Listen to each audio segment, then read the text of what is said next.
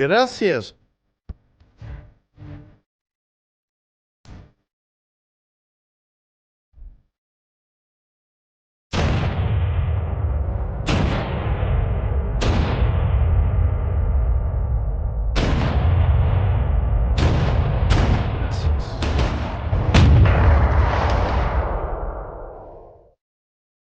Hola a todos. Este mes la buena gente de Patreon decidió, entre otras cosas, que querían escuchar cuáles eran los 10 principales desastres de ingeniería naval de Drachinifel. Ahora, hay muchas formas en las que puedes categorizar esto. Podrías mirar grandes desastres de ingeniería, cosas como, ya sabes, astilleros incendiándose y barcos colapsando en las existencias y cosas por el estilo.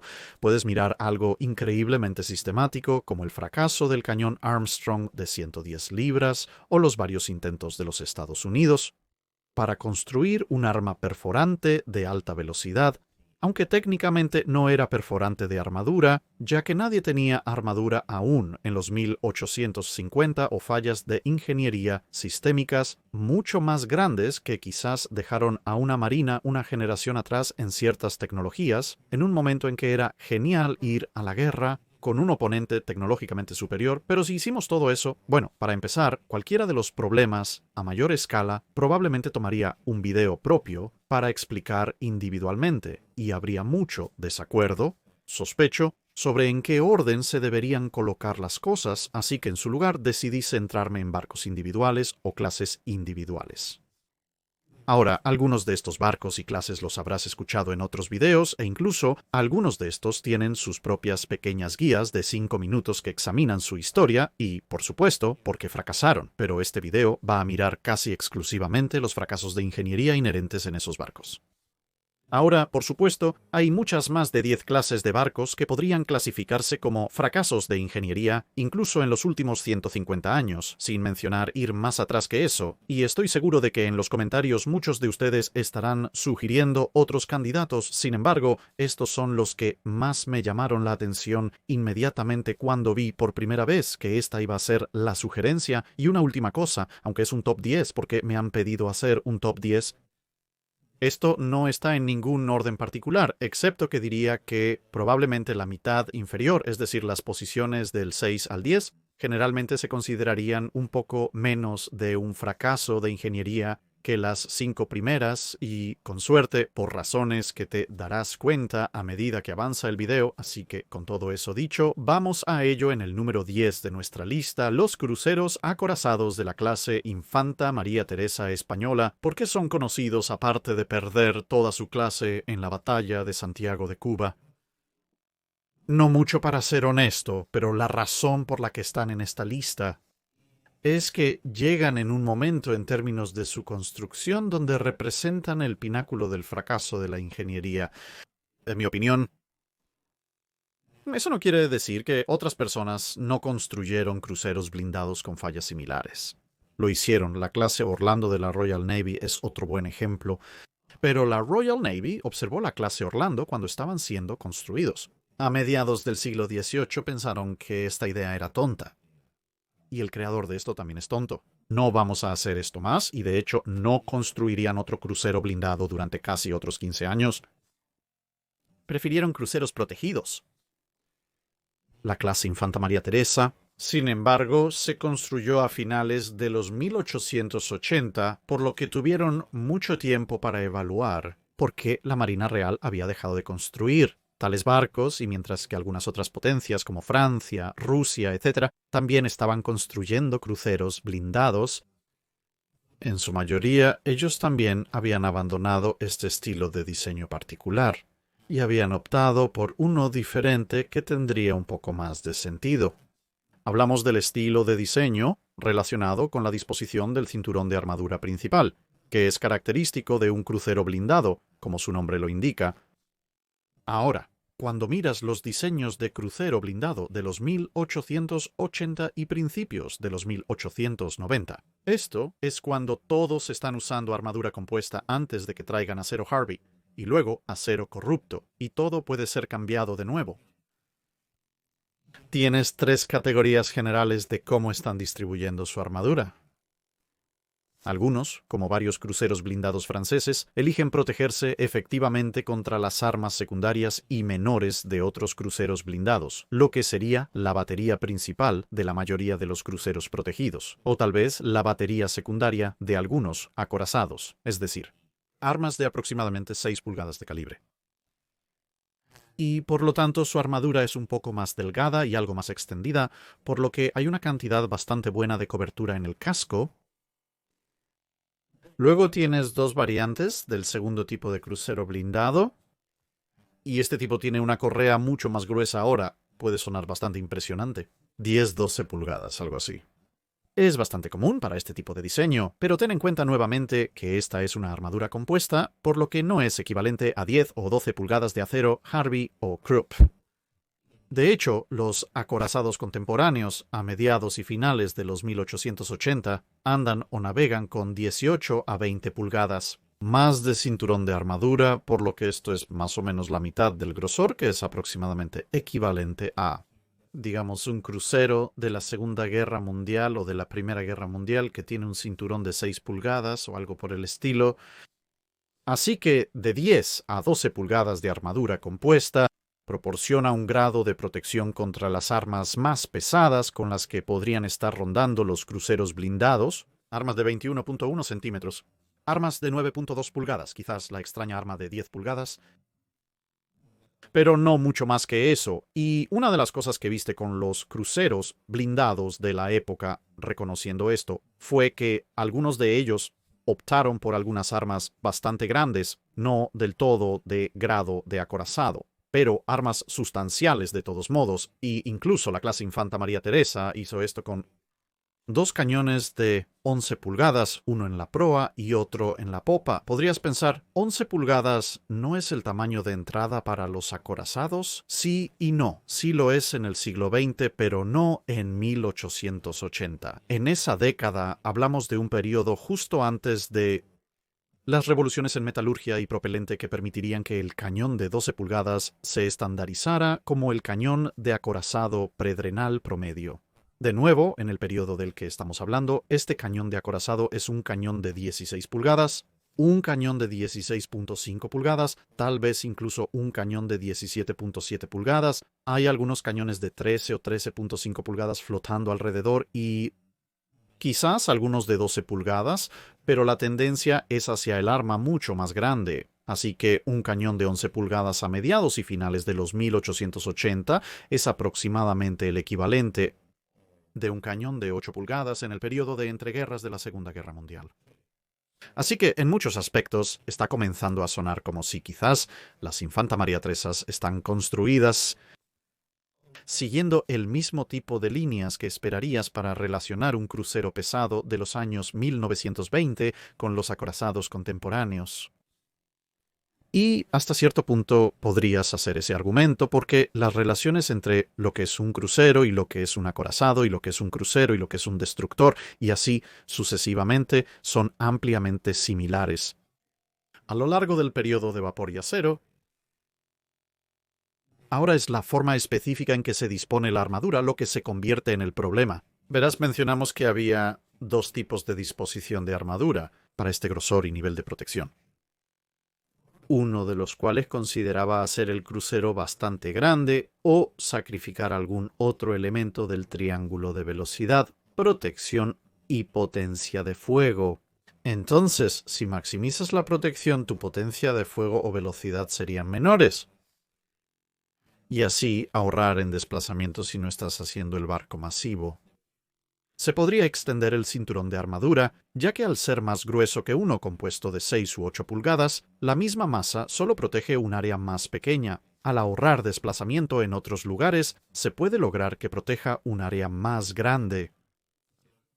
Esto era algo común, no diría completamente, pero los cruceros blindados más protegidos de esta época mostraron esta característica en una serie de clases.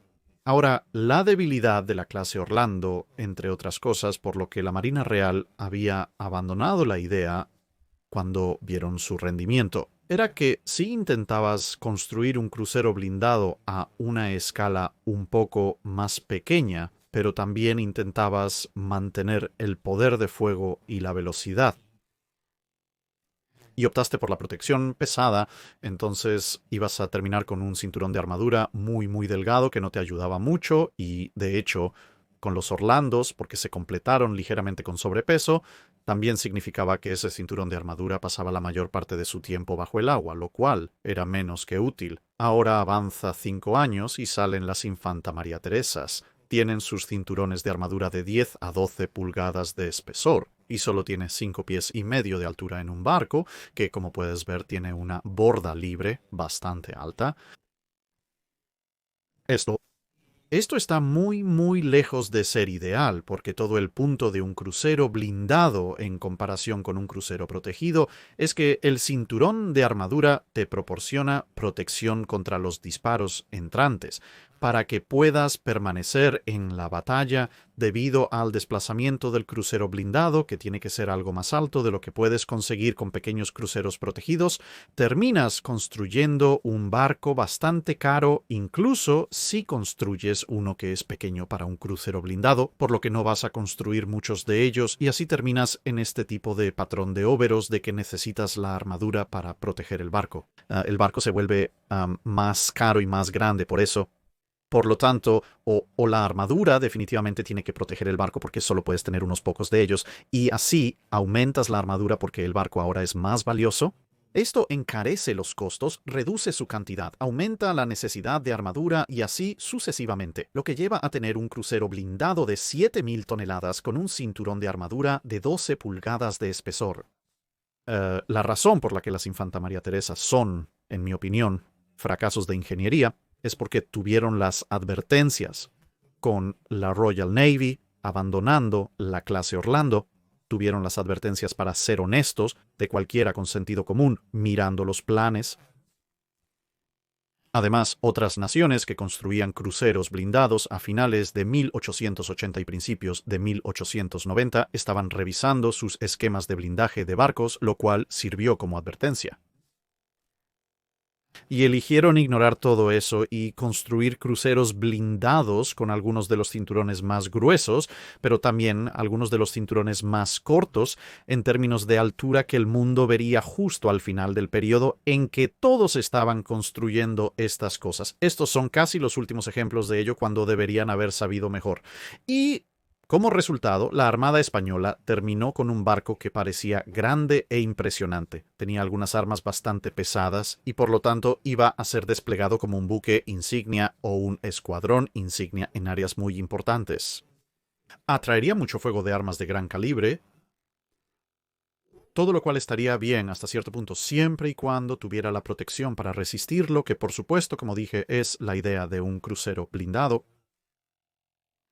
Y realmente no lo hizo, quiero decir, seguro, si golpeas el cinturón blindado de 5 pies y medio de altura con tu ronda de cañón de 8, 9, 10, 11, 12, 13 pulgadas entrante, entonces probablemente tenía una posibilidad relativamente decente de mantenerse a flote, pero en ese punto golpear realmente ese cinturón blindado sería más una hazaña de habilidad de artillería que cualquier otra cosa mostrada en esa batalla, porque, nuevamente, como puedes ver en los planos y en las imágenes, había mucha otra parte del barco que ahora estaba desprotegida, a la que podrías golpear y, de hecho, otros problemas mecánicos, problemas de entrenamiento, etc. Aparte, esto demostró ser una de las mayores debilidades de la clase cuando se enfrentaron a la Marina de los Estados Unidos, en la batalla de Santiago de Cuba. Todo desde proyectiles de 6 libras hasta cañones de 4, 5, 6, 8 pulgadas y más grandes, todos infligieron daños significativos. Los 3 barcos mientras corrían como parte de la batalla y comenzaron incendios, lo que llevó a explosiones o la amenaza de explosiones que dejarían a los 3 fuera de la pelea.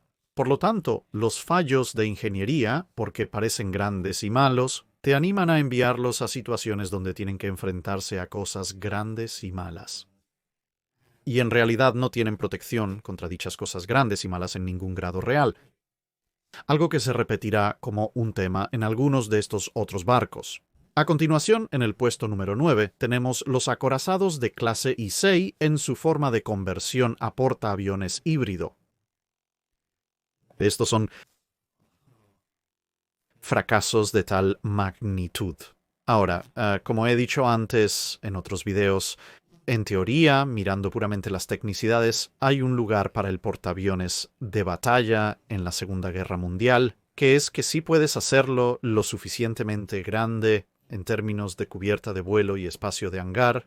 Podrías concebiblemente usar un portaaviones de batalla como un portaaviones de cazas, es decir, un barco que se sienta con el resto de tus fuerzas de tarea de portaaviones y tal vez lleva una docena, 2 docenas de aviones de combate y básicamente actúa como tu proveedor de patrulla aérea de combate, por lo que es el barco de escolta definitivo. Te está proporcionando cobertura de cazas hasta cierto punto. Todavía tiene armas pesadas, por lo que, en caso de una acción en superficie, puede esperar repeler a los invasores enemigos entrantes, y enfrentémoslo, 8 cañones de 14 pulgadas en el caso de Issei, que es lo que quedó después de la conversión, todavía es más que suficiente para lidiar con un crucero pesado, crucero ligero o algo así, y siendo un barco de tamaño relativamente sustancial, puedes esperar aún empacar un montón de armas antiaéreas ligeras, medianas y pesadas allí, también, por lo que tiene un doble golpe contra las aeronaves de ataque enemigas entrantes. No, seguro que es un poco vulnerable a los acorazados enemigos entrantes, porque al menos en la Segunda Guerra Mundial 800 cañones de 14 pulgadas no es exactamente mucho de lo que hablar en términos de armamento de acorazados y tiene mucho almacenamiento de combustible vulnerable, almacenamiento de municiones y aviones inflamables en su popa, pero si estás en una situación donde los acorazados enemigos han llegado al alcance de los cañones del grupo de portaaviones que estás escoltando, probablemente tengas cosas más grandes de las que preocuparte, como dónde están tus acorazados dedicados y por qué están en llamas. Entonces, eso probablemente los hace una buena idea. Bueno, no, realmente no, porque eso, como dije, es un ejercicio puramente teórico. El problema más grande es ¿por qué estás haciendo esto si vas a tener un portaaviones de batalla que actúa como tu proveedor de patrulla aérea de combate? Eso sugeriría que tus propios portaaviones no pueden proporcionarlo o necesitas cargar tus portaaviones de flota con tantos aviones de ataque como sea posible y golpear al enemigo lo más fuerte posible, lo que significa que estás descargando las tareas de combate a otro barco. Lo que luego plantea la pregunta de ¿por qué estás haciendo eso? Y la única respuesta real para por qué harías eso, en lugar de tener un acorazado dedicado y 1 o 2 portaaviones dedicados, es que estás terriblemente superado en número, y estás buscando aprovechar al máximo cada margen de tu flota. Y si estás tan desesperado, tienes problemas mucho más grandes que abordar de lo que podría resolver un portaaviones de batalla llevando un escuadrón o 2 de cazas.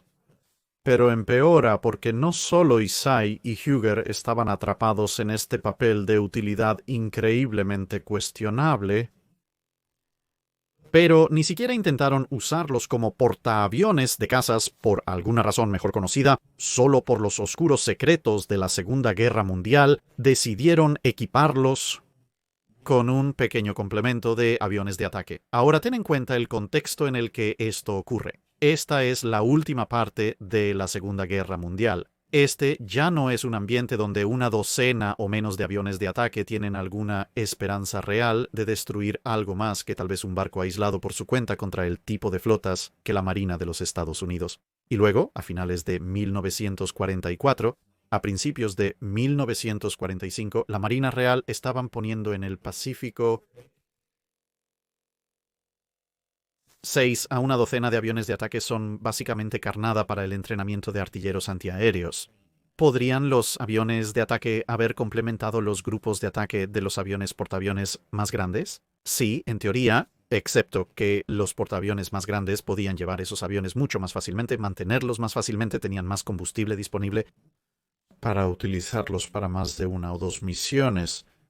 Y tenían más municiones para permitirles volar para más de esas misiones. Por lo tanto, si vas a aumentar el número de aviones de ataque que necesitas en tus grupos aéreos de portaaviones, nuevamente, como discutimos, probablemente sea mejor ponerlos en los portaaviones de la flota. Los cazas usarían menos combustible y no tendrían que ir tan lejos de todos modos, por lo que, además de ser más ligeros, no usarían tanto combustible porque se usan en patrullas aéreas de combate en lugar de deberes de ataque a largo alcance. Pero no, el plan era usar un par de acorazados como portaaviones de batalla muy lentos con un paquete de ataque minúsculo que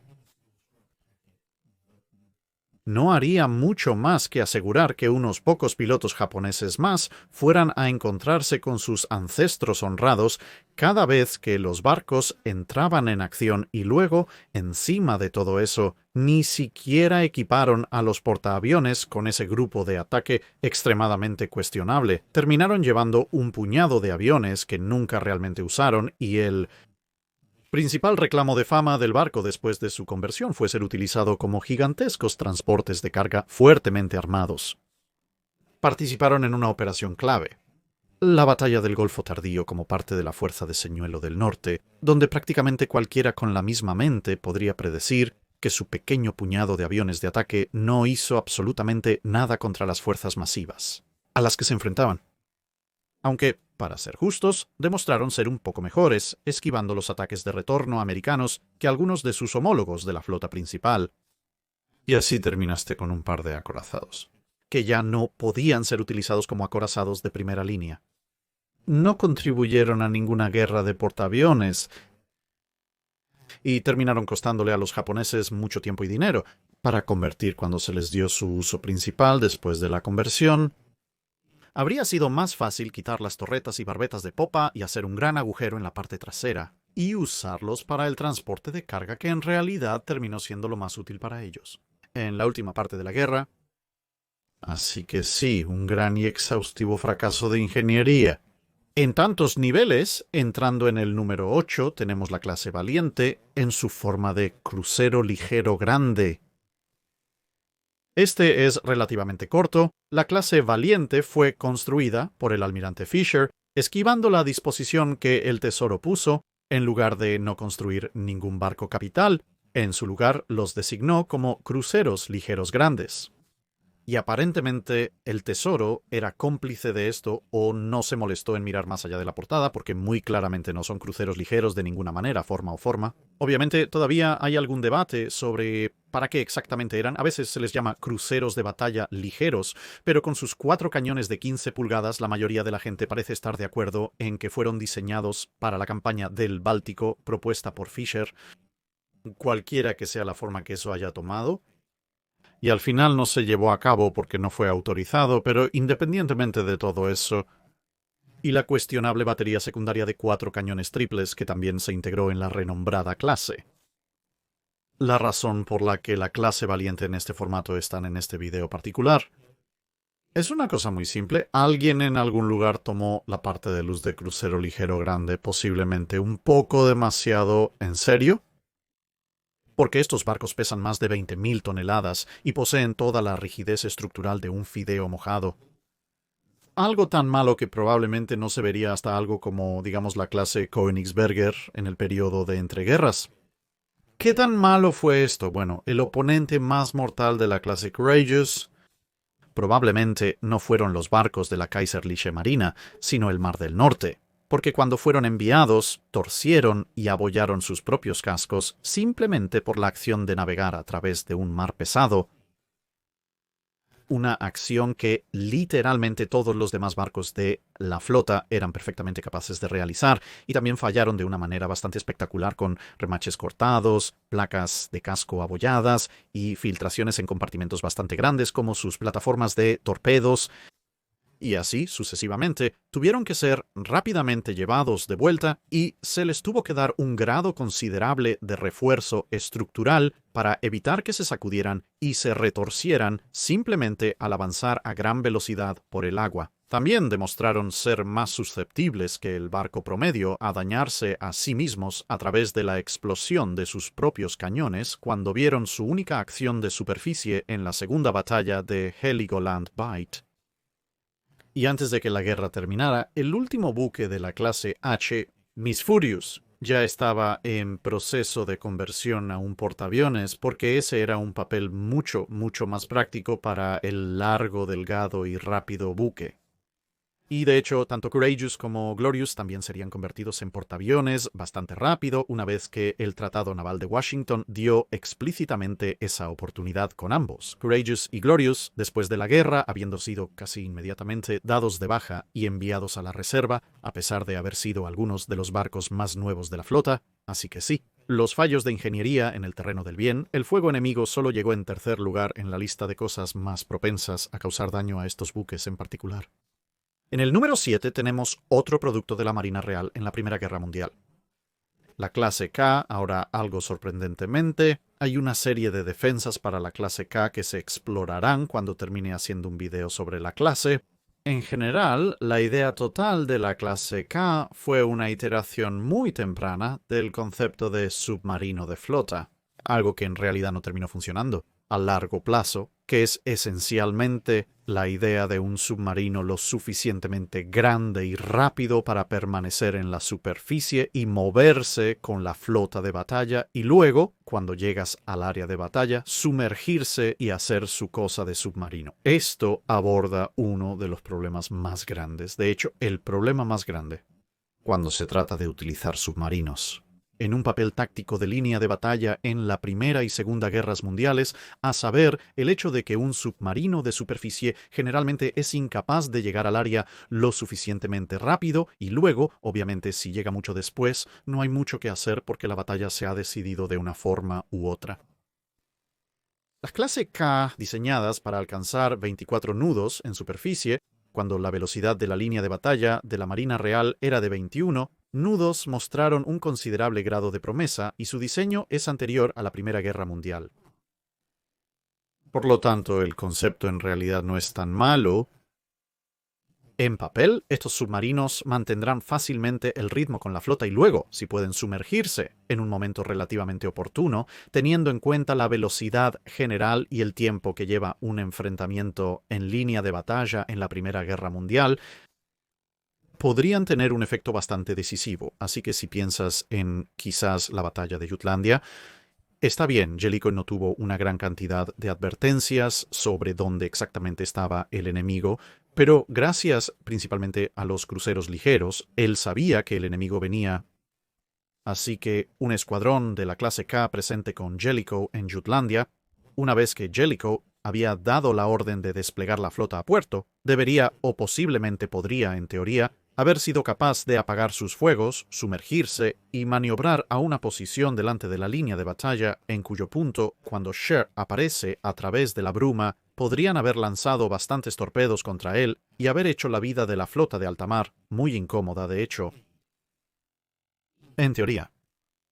El problema principal con esta idea es que, la clase K no estuvo lista a tiempo para Jutlandia, y para cuando estuvieron listos, la Primera Guerra Mundial estaba casi terminada.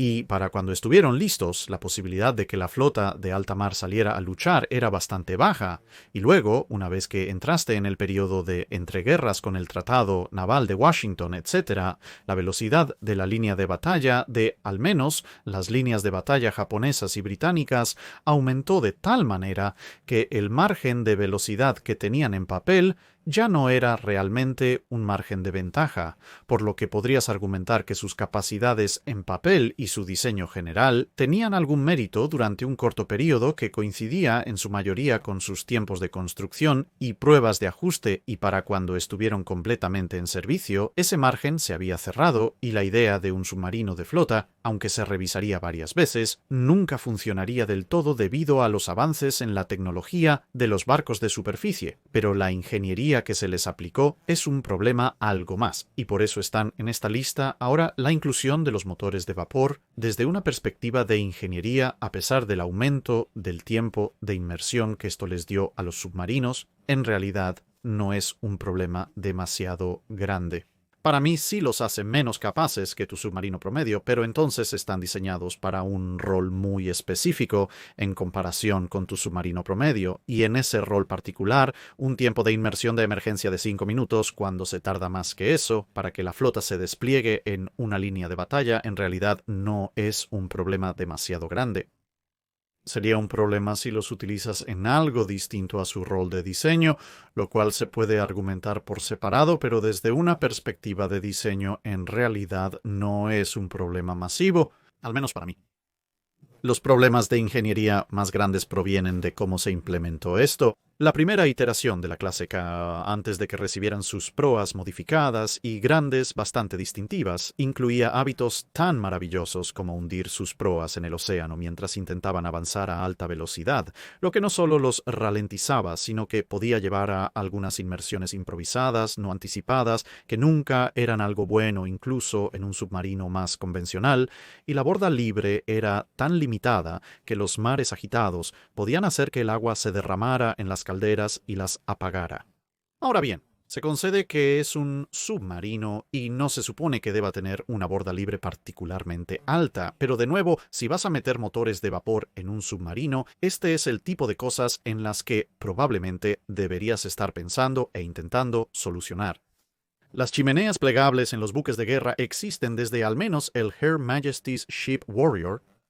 No son tan difíciles de implementar, y a pesar de ser submarinos grandes y costosos, tenían una profundidad máxima de inmersión aproximada de alrededor de 200 pies, que era aproximadamente 140 pies menos que la longitud total del submarino. Así que sí, esto significaba que en el caso de que algo particularmente extraño sucediera y el submarino terminara parado verticalmente en el agua, podrías tener 50 pies de la popa sobresaliendo del agua en el aire, y la proa aún alcanzaría la profundidad de aplastamiento e implosionaría. Y no era como si la Marina Real no pudiera construir submarinos con una mayor profundidad máxima de inmersión. Los submarinos contemporáneos e incluso los diseños que se habían desarrollado un poco antes de la clase K tenían profundidades máximas de inmersión de 250 a 300 pies. Ahora bien, esto sigue siendo menos que la longitud máxima de la monstruosa clase K, pero sería un escenario algo mejor dado que los 200 pies podrían ser superados si el submarino estaba a un ángulo descendente de 36 grados desde la superficie, con la popa en la superficie. A eso añade el hecho de que sus controles de inmersión no eran realmente tan fiables o precisos y que los mamparos internos solo estaban clasificados para aproximadamente el 40% de la profundidad máxima de inmersión, lo que significaba que cada vez que uno de estos submarinos se sumergía, había una posibilidad mucho mayor de lo cómodo que se desviaran por debajo de su profundidad máxima de inmersión puramente por casualidad. Y si eso sucedía, no había nada que nadie a bordo de los 339 pies de longitud del submarino pudiera hacer si algo fallaba, porque los mamparos seguro que no iban a salvarte. Además, tenían otros problemas, como ser tan ágiles como un ladrillo. Pero creo que la mayoría de esos palidecen en comparación con esos problemas de ingeniería fundamentales que acabamos de destacar.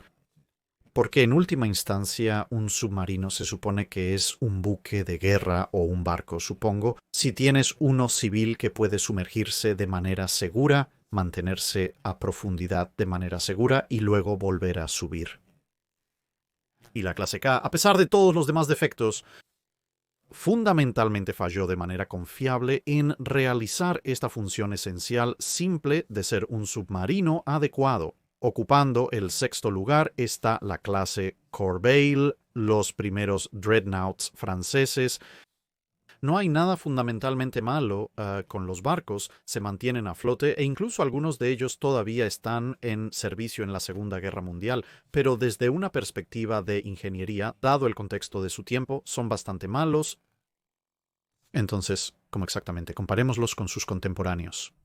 Los Corbeils se establecen en la última parte de 1910 y luego 1911, por lo que estás mirando otras clases de barcos que se establecieron en 1910 y 1911. Bueno, las otras tres grandes marinas que están estableciendo barcos en este punto son los alemanes, los británicos y los estadounidenses. Los Corbeils tienen un grosor máximo de armadura de 11 pulgadas, tienen 6 cañones de 12 pulgadas con 2 torretas gemelas hacia adelante, 2 torretas gemelas hacia atrás y una torreta gemela en cada ala, por lo que tienen un total de un costado de 10 cañones y pueden hacer 21 nudos Así que cuando los comparas con los contemporáneos, los Kaisers, los Orions y los Wyomings, bueno, los Wyomings tienen 12 cañones de 12 pulgadas, por lo que el mismo número de cañones, pero todos los de Wyoming están en la línea central, por lo que tienen una ventaja de costado de 2 cañones. Los Orions, los primeros Super Dreadnoughts, están equipados con un cañón de 13.5 pulgadas, tienen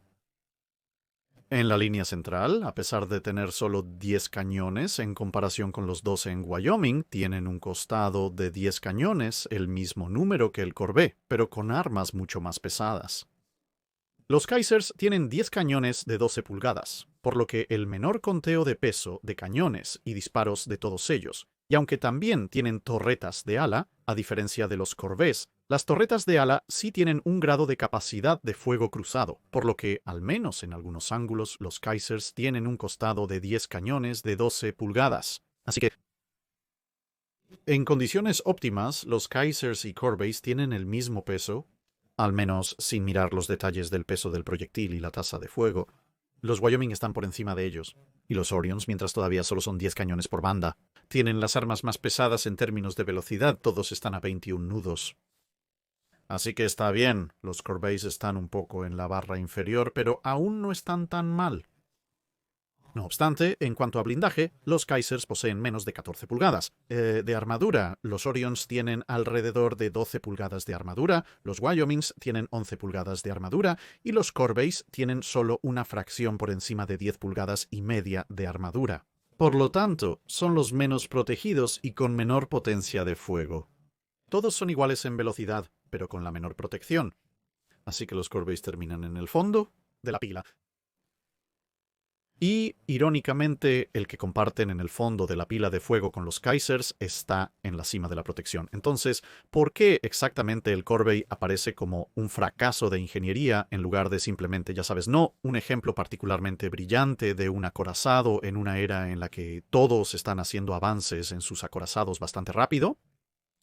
Bueno, es esa combinación de cinturón de armadura junto con el armamento, y el armamento falla en 2 niveles. El problema más pequeño es el hecho de que todavía están usando torretas de ala, mientras que todos los demás están usando la línea central o un escalón, por lo que es una disposición ineficiente. Los alemanes, los británicos y los japoneses lo han usado antes, pero todos los demás en este punto lo han abandonado en mayor o menor medida, por lo que no es brillante, pero el problema más grande está relacionado con la doctrina bajo la cual fueron diseñados. Los franceses todavía pensaban que las batallas se lucharían a rangos muy cortos en comparación con todos los demás, y estaban tan determinados en eso que el armamento principal fue diseñado con una elevación máxima muy limitada, solo 12 grados, y esto significaba que el costado relativamente pequeño de Corvées solo podía alcanzar un alcance máximo de poco menos de 15.000 yardas, y en la práctica algo menos que eso. Esto estaba muy por debajo de lo que resultó que las batallas realmente podrían luchar de manera confiable. Admitidamente, los alemanes también tenían una elevación limitada y los británicos tenían algunos otros problemas en que, aunque sus armas podían elevarse más en algunos de sus barcos, los prismas de visión de armas solo subían hasta 15 grados de elevación, pero con eso, las armas mismas podrían disparar mucho más lejos a 15 grados de elevación de lo que pensarías que una diferencia de 3 grados en elevación proporcionaría de otra manera, porque eran armas más grandes y poderosas. Y para rematarlo todo, la batería secundaria podía elevarse más que la batería principal. Está bien, eso no es necesariamente algo malo porque, ya sabes, son armas más ligeras. Es un poco más fácil elevarlas más, pero eso significaba que la batería secundaria de Corbu podía disparar más lejos por un margen considerable, casi, bueno, un poco más de 2.000 yardas más lejos que la batería principal podía. Entonces, ¿quién exactamente estaba esperando? Un acorazado para tácticas de estilo de granizo de fuego preacorazado. Es un poco vergonzoso que tu batería secundaria tenga mayor alcance que tu principal. Esa era la doctrina francesa. Pensaban que iban a luchar a un rango más cercano, por lo que minimizaron las aperturas en los puertos de armas. Si crees que el alcance será tan corto, deberías proteger también tus baterías secundarias más allá de ese pequeño problema. El problema más grande proviene de la combinación de las armas con la armadura, porque recuerda que dijimos que la armadura es la más delgada de los acorazados contemporáneos. Si realmente piensas en una era en la que la gente anda por ahí con, ya sabes, armas de 12 pulgadas de alta velocidad y armas de 13.5 pulgadas en el caso de los británicos, si realmente piensas que en ese ambiente las batallas se van a luchar a un rango increíblemente corto, deberías estar blindando mucho tu barco porque a corto alcance esas armas van a tener características de penetración muy altas. Y en cambio, terminas con un barco que no puede luchar a largo alcance, donde posiblemente su armadura podría proporcionar un grado de protección al menos contra el fuego de 12 pulgadas, y cuando entra en corto alcance, su armadura básicamente no proporciona ninguna protección contra ningún acorazado contemporáneo, en cuyo punto tienes que preguntarte cuál es el punto de tener la armadura en primer lugar, aparte de tal vez luchar contra el extraño crucero. Así que los Corbeis están en esta lista por haber tomado un conjunto de elecciones de diseño que limita su capacidad de combate, y luego en otros conjuntos de elecciones de diseño los hicieron bastante malos. Incluso con su capacidad limitada, han decidido infligirse a sí mismos es el doble golpe lo que lo hace por mí. En quinto lugar, tenemos otra de mis bolsas de golpes favoritas, la clase Königsberg y en menor grado, la clase Leipzig relacionada. Ahora, hay varias cosas que puedes desglosar cuando se trata de los Königsbergs como cruceros ligeros. No tienen la coraza más gruesa del mundo, la protección es bastante inferior a la norma. El armamento está bien. Especialmente para su tamaño y velocidad, al menos cuando funciona, también es relativamente adecuado para su tamaño, así que en papel, aparte de quizás una fracción menos que una protección útil, no hay mucho que criticar sobre ellos. Y la falta de protección puede, hasta cierto punto, ser perdonada por el hecho de que, aunque son cruceros ligeros, no son cruceros ligeros de 10.000 toneladas como teóricamente eran los Megami o los Brooklyn o los Pueblos, etc. Son cruceros de desplazamiento estándar de 6.000 toneladas, por lo que es más justo compararlos con algo como un Arethusa o uno de los cruceros italianos más pequeños, y como dije, en papel pueden resistir bastante bien en esa categoría particular. Sin embargo, los matices del cristal valiente apareciendo aquí. Sus cascos eran increíblemente débiles para los buques de guerra. Sufrían de torsión, sufrían de grietas, sufrían prácticamente de todo tipo de fallo de ingeniería que puedas imaginar cuando se trata de cálculos de diseño deficientes que conducen a un casco que es singularmente inadecuado para la tarea. Llegó al punto donde cuando están usando combustible de los tanques de combustible, tenían que sifonar el combustible de tanques específicos más alejados y luego atraer a los tanques y en medio del barco porque si lo hacían al revés, lo cual en un buque de guerra normal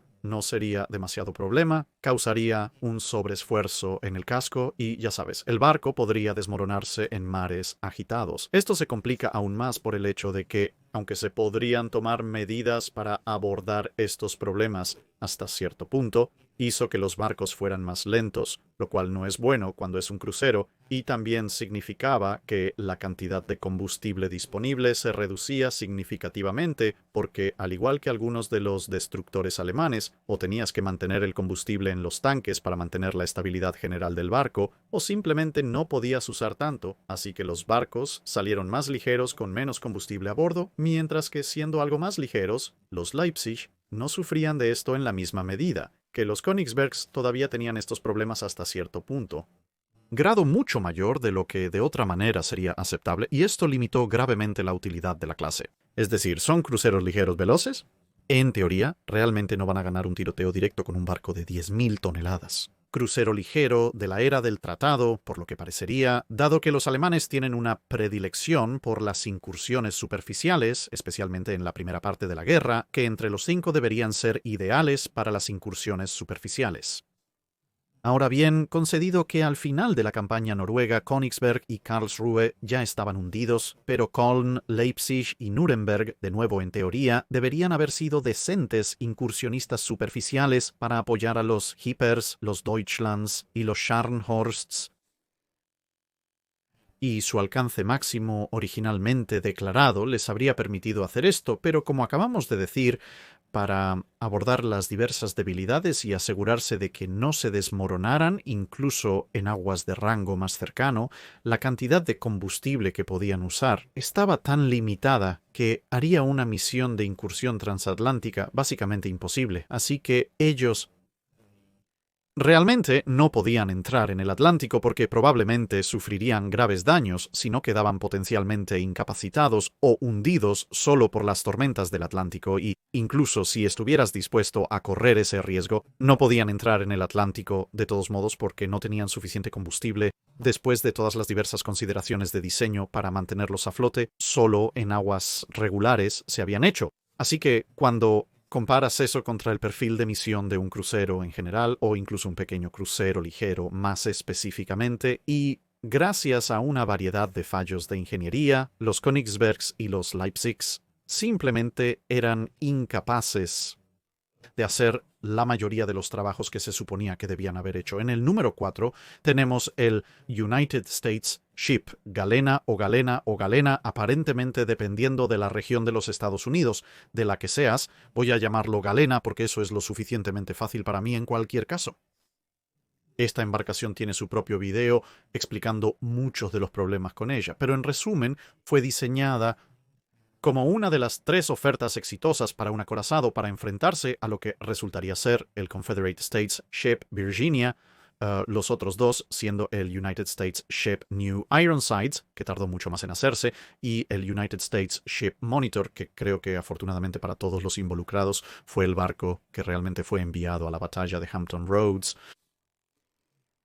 Galena intentó algunas formas únicas de armar su armadura, pero en última instancia, como un problema de ingeniería, el problema para Galena, al menos en mi libro, es que había habido muchas pruebas de armas contra armaduras en el punto en el que fue diseñada. Estas pruebas se habían hecho en los Estados Unidos, se habían hecho en Gran Bretaña, incluso se habían hecho en Francia y Rusia, hasta cierto punto, e incluso las industrias privadas en otros países lo habían hecho, por lo que los resultados estaban disponibles, ¿sabes? Había un cuerpo decente de evidencia sobre cuánta armadura necesitabas para detener ciertos tipos de armas. A Galena luego se le instaló una cantidad de armadura que no estaba ni cerca de la mínima necesaria.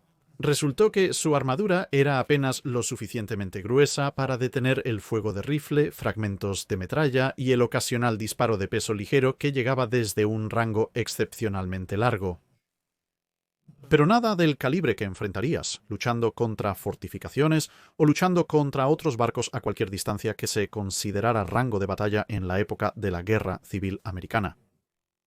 Y cuando se le pidió que se enfrentara a una batería de armas enemigas, en Drury's Bluff terminó teniendo que retirarse con numerosas bajas y sin haber logrado su objetivo.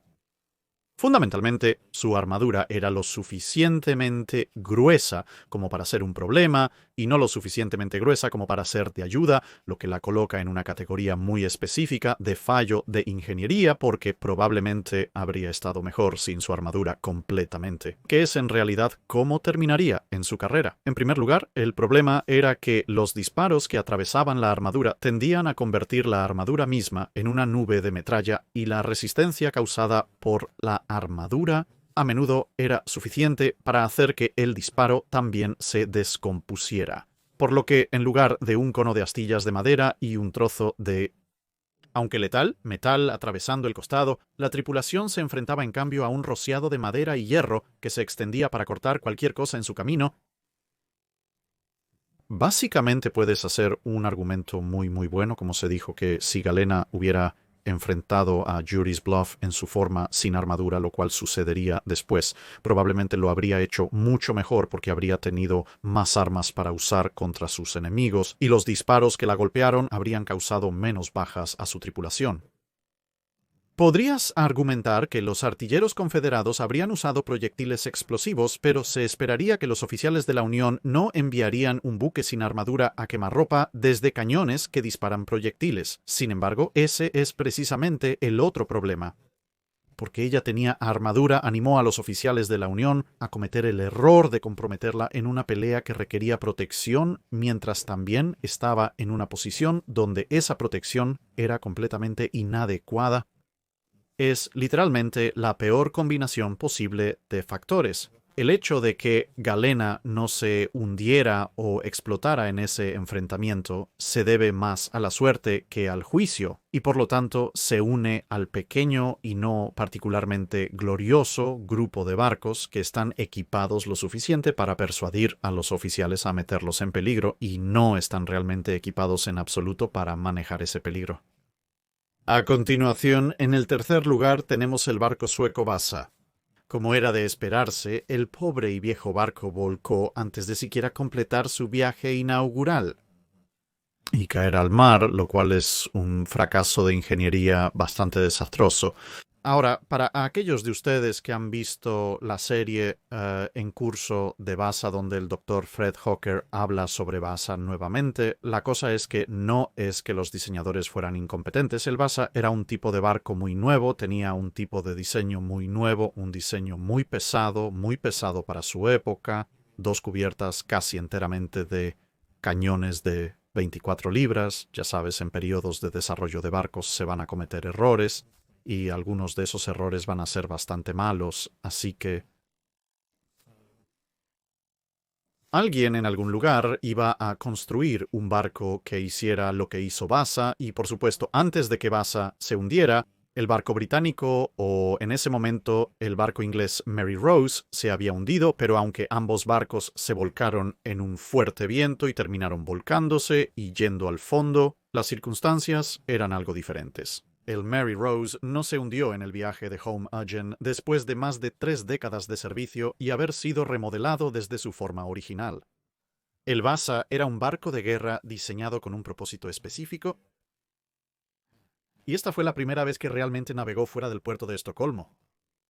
Pero, no obstante, una combinación de factores la llevó a ser quizás un poco demasiado delgada para su altura, sus cubiertas eran quizás un poco demasiado altas, y esto significaba que una combinación de muchos cañones de bronce en lo alto del barco, combinado con un viento lateral combinado con los altos castillos de proa y popa, combinados con las velas y los mástiles y el aparejo, significaba que todo el conjunto simplemente se volcó y se hundió, por lo que fue un desastre de ingeniería bastante importante porque, bueno, has diseñado un barco que no puede mantenerse en pie, que es una parte fundamental de lo que constituye ser un barco.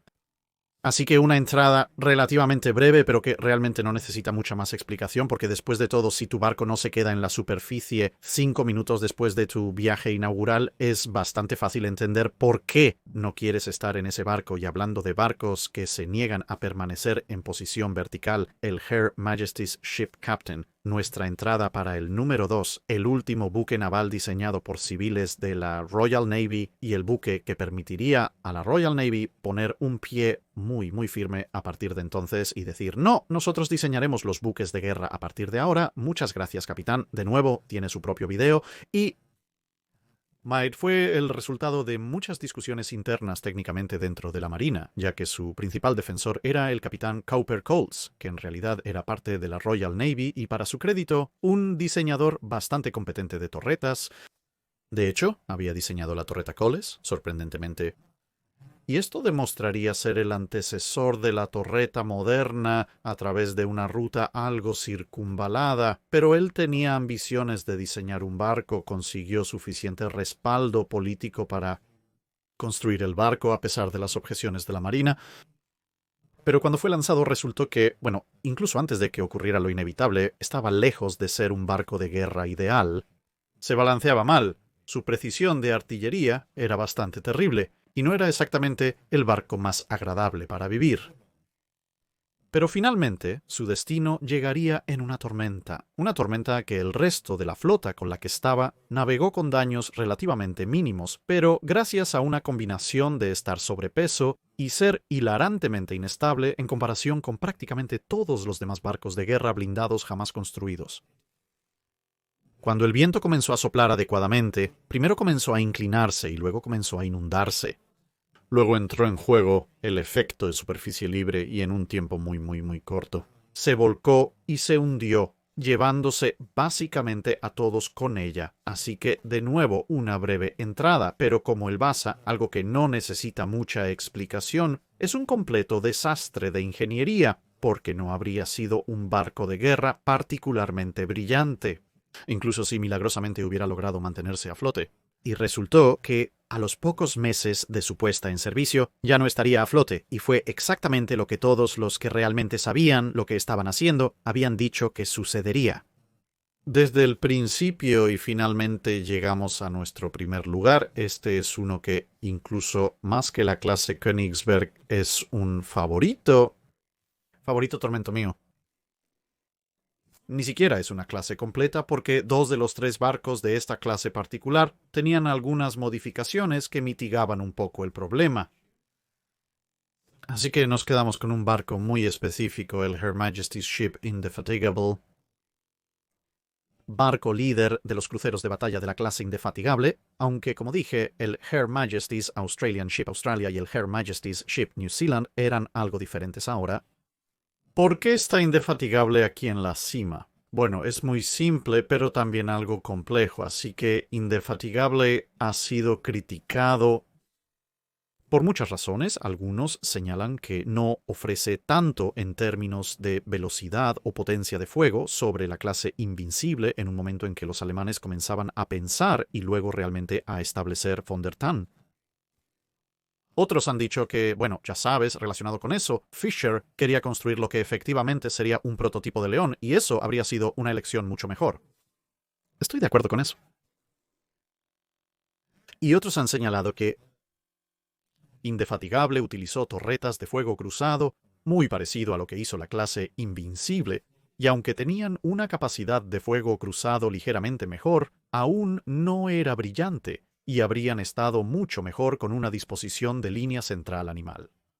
Concuerdo con eso, todas esas críticas son válidas. Eso no es lo que hace que la clase Indefatigable sea un desastre de ingeniería. El hecho de que explotó en Jutlandia también es en realidad la principal razón por la que la llamo un desastre de ingeniería. Eso fue un gran desastre porque, en última instancia, ni la clase Invencible ni la Indefatigable fueron diseñadas para estar allí. No, el problema con la clase Indefatigable proviene del papel para el que realmente fue diseñada y cómo los diseñadores se encargaron de cumplirlo, y la razón por la que está en la cima de esta lista es porque los diseñadores sabían mejor en primer lugar y luego lo empeoraron activamente. Así que sí, la gente ha criticado a la Indefatigable por no ofrecer mucho más que la Invencible. Yo diría que es categóricamente un barco peor. ¿Por qué? Bueno, veamos el perfil de diseño de la clase Invencible. Los Invencibles no se diseñaron para combatir buques con cañones de 12 pulgadas. Eran cruceros acorazados tipo Dreadnought. Se suponía que debían luchar contra cruceros acorazados enemigos, barcos con cañones de 7.5, 8.3 y quizás 6 pulgadas, etcétera, y así sucesivamente. Fueron diseñados para ser más rápidos que ellos, fueron diseñados para superarlos en armamento, y estaban diseñados con una armadura capaz de resistir a distancias de batalla razonables cualquier tipo de potencia de fuego que un crucero acorazado pudiera devolverles. Fueron diseñados para cazar cruceros acorazados enemigos, matarlos horriblemente y asegurar los mares abiertos para el comercio británico, y como se demostró en la batalla de las Islas Malvinas, la clase Invencible era perfectamente capaz de hacer esto. Estaban muy bien diseñados y eran excelentes en su trabajo. Por supuesto, cuando enfrentas algo que tiene una armadura de 6 pulgadas contra algo con cañones de 12 pulgadas, las cosas tienden a no ir tan bien. Pero como dije, los Invencibles no estaban diseñados para enfrentarse a los acorazados enemigos.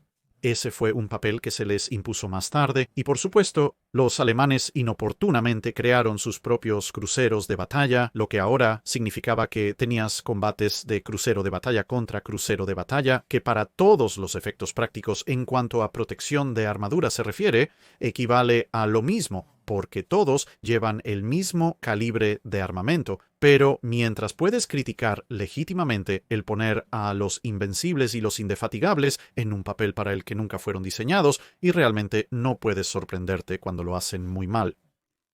No, el problema con los Indefatigables, o específicamente con el Indefatigable, es que es activamente peor que un Invencible en su trabajo original. Verás, como se mencionó, los Invencibles tenían las torretas P y Q en un fuego en echelón, con algunos disparos cruzados de cubierta.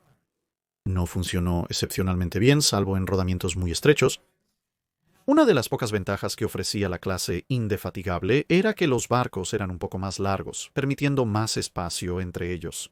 Esto posibilitaba que las torretas P y Q disparen a través de la cubierta, dependiendo de la orientación del barco, un poco más exitosamente y a través de arcos un poco más amplios, pero había limitaciones en el diseño en términos de, ya sabes, querer mantener una cantidad similar de velocidad, pero los barcos se han vuelto más grandes. Entonces, ¿qué vas a hacer para que los barcos tengan la misma cantidad de potencia de fuego, aunque mejor utilizada, y la misma cantidad de velocidad si no se te permite aumentar demasiado el desplazamiento total y la planta de energía? Bueno, se va a sacrificar la armadura, excepto que, por supuesto, la armadura de 6 pulgadas fue diseñada específicamente para resistir el fuego de los cruceros blindados entrantes a rangos de batalla medios. ¿Y qué hicieron en los Indefatigables? Bueno, mantuvieron la armadura de 6 pulgadas en medio de los barcos, por lo que la maquinaria estaba bien, las revistas de las torretas P y Q estaban bien. Sin embargo, las revistas A y 10, los cañones de proa y popa, los cañones que tienen los arcos de fuego más grandes, los cañones son las armas más útiles en el barco. Bueno, sus lados ahora están protegidos por un gran total de 4 pulgadas de placa de armadura. ¿Y adivina qué? A distancias de batalla medias, al menos en lo que se consideraban distancias de batalla medias en los años 1900 y 1910, y demostró ser durante la Primera Guerra Mundial el arma principal típica de tu crucero blindado promedio, ya sea un cañón francés de 194 milímetros, un cañón americano de 8 o 10 pulgadas, un cañón británico de 9.2 pulgadas, o un cañón alemán de 8.3 pulgadas, era más que capaz de atravesar 4 pulgadas de armadura. Así que has tomado un barco que es grande, costoso, y por lo tanto solo va a estar disponible en pequeñas cantidades, diseñado específicamente para matar cruceros blindados, y lo ha hecho a prueba de esos cruceros blindados. Y luego, para mejorar el diseño, lo has convertido en un barco que puede ser detonado por revista, por esos cruceros blindados. Alerta de spoiler, esto no es una mejora. Así es como pierdes barcos para un barco que fue diseñado para matar cruceros blindados. La gran mayoría de los cruceros blindados de la última generación estaban realmente mejor protegidos en sus revistas que el Indefatigable. Así que sí, el Indefatigable explotó porque fue puesto en una situación completamente equivocada en Jutlandia. Si el Indefatigable hubiera sido enviado a la batalla de las Islas Falkland, hay toda posibilidad de que Von Spy a bordo del Scharnhorst, o posiblemente Genieser, ahora si el Scharnhorst ya había sido derribado, hubiera podido destruir el Indefatigable. A pesar del hecho de que el Indefatigable fue diseñado específicamente para destruirlo, aplausos lentos para quien sea el tonto que se le ocurrió esa decisión de diseño en particular. Sabes, la Estrella de la Muerte puede tener un puerto de escape térmico, y Aquiles puede tener su talón, pero esta decisión de diseño fue equivalente a hacer eso gigante. Plato en la Estrella de la Muerte, ya sabes, la cosa que dispara el láser que mata planetas, también el puerto de escape térmico. O quizás Aquiles siendo algún monstruoso híbrido mutante que era 25% talón por volumen. Así que ahí lo tienen, damas y caballeros, mi candidato para el peor desastre de ingeniería de todos los tiempos, al menos para los barcos cubiertos en este periodo, porque, a diferencia del Capitán y a diferencia de Basa, estos diseñadores podrían haberlo sabido mejor, deberían haberlo sabido mejor, y activamente salieron a hacer un barco que era fundamentalmente inadecuado para el único trabajo que realmente tenía. Eso es todo. Gracias por ver. Si tienes un comentario o sugerencia para revisar un barco, déjalo en los comentarios. Recuerda comentar en la publicación fijada para preguntas de dique seco.